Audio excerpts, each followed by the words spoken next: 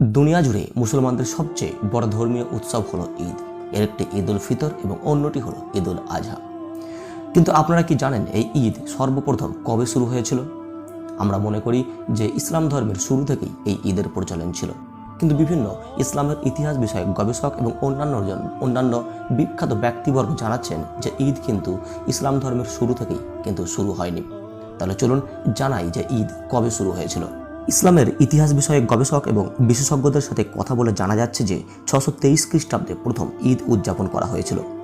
নবী মোহাম্মদ সাল্লাল্লাহু আলাইহি ওয়াসাল্লাম যখন মক্কা থেকে 622 খ্রিস্টাব্দে হিজরত করে মদিনায় যান, তখন সময়কে ভিত্তি করে হিজরি সাল গণনা করা হয়।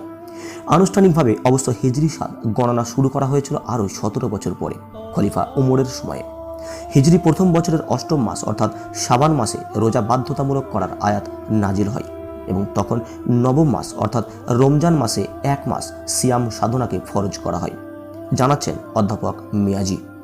এরপর হিজরি দ্বিতীয় সালে এসে বিধান দেওয়া হয় যে রমজান মাস চাঁদের হিসাবে যা 29 দিনেও শেষ হতে পারে বা কখনো 30 দিনেও শেষ হতে পারে। শেষে শাওয়াল মাসের প্রথম দিন ঈদ উদযাপন করা হবে।